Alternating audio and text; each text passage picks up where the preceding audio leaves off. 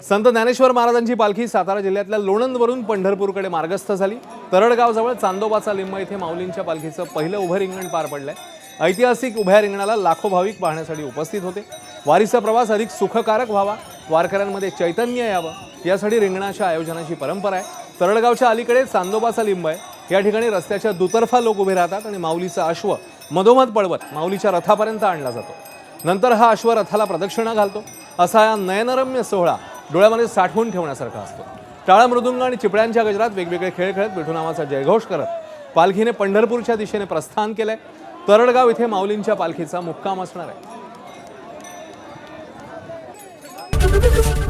ABP माझा, उघडा डोळे बघा नीट।